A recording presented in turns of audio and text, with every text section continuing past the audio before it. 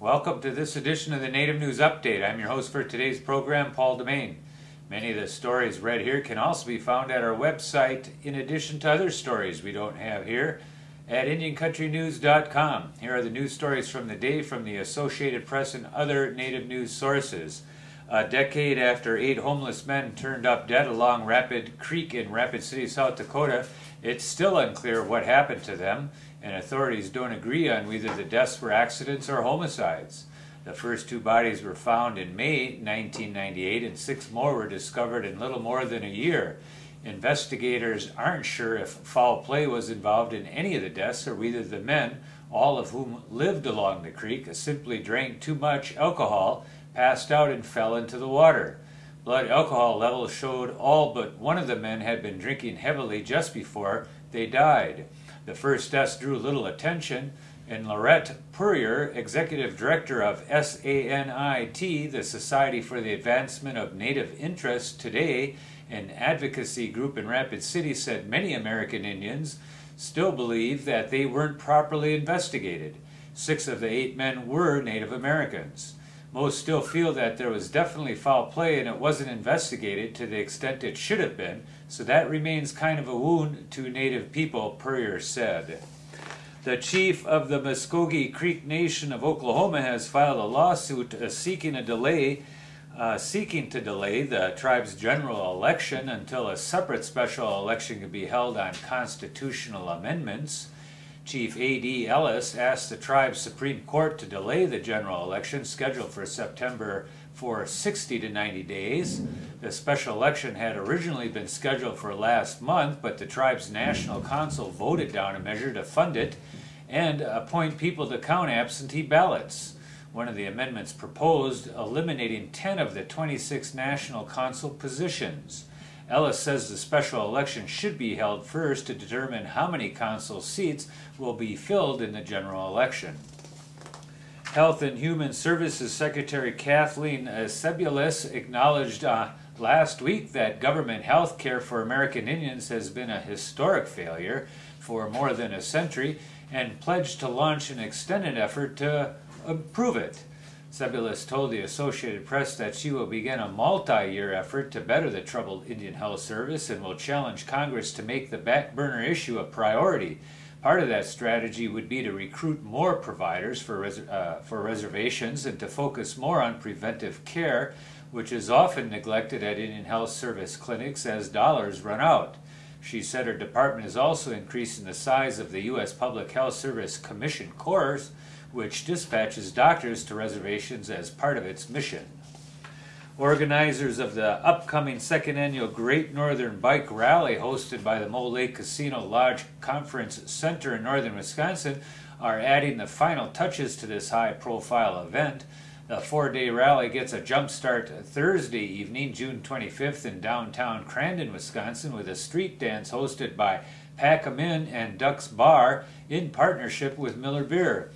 Michelle Fensky, Red Cross coordinator of Rhinelander, Wisconsin, stated, "We're proud to be a partner with the Mole Lake Casino and Lodge, and the local American Red Cross is proud to be named as the charity to benefit from the proceeds, as Ride for the Red will support disaster relief and blood services in several Wisconsin counties."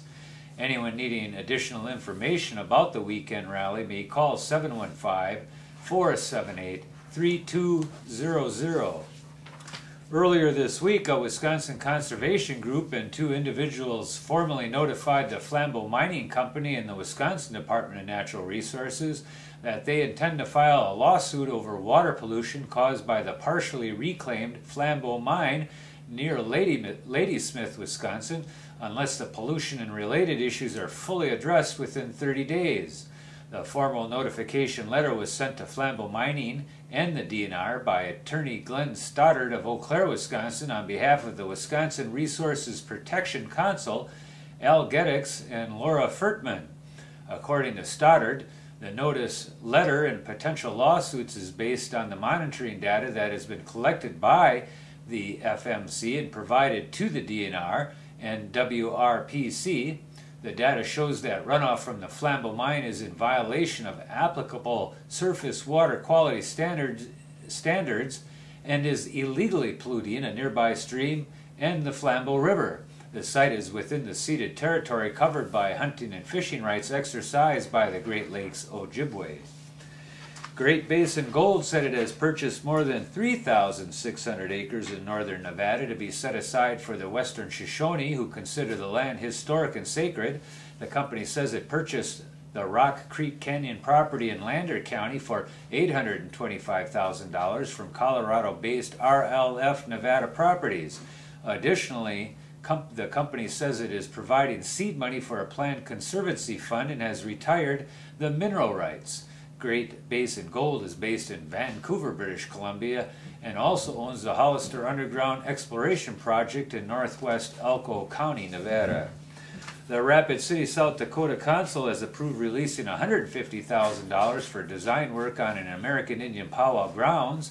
The council has set aside a total of $812,000 in 2012 money for the project of the nonprofit Alliance of Tribal Tourism Advocates. The group is also getting $100,000 from State Senator Stan Edelstein and $125,000 from the Federal Bureau of Indian Affairs. Members hope to begin construction on the powwow grounds and art market by next year. The Alliance of Tribal Tourism Advocates represents the state's 9 tribes.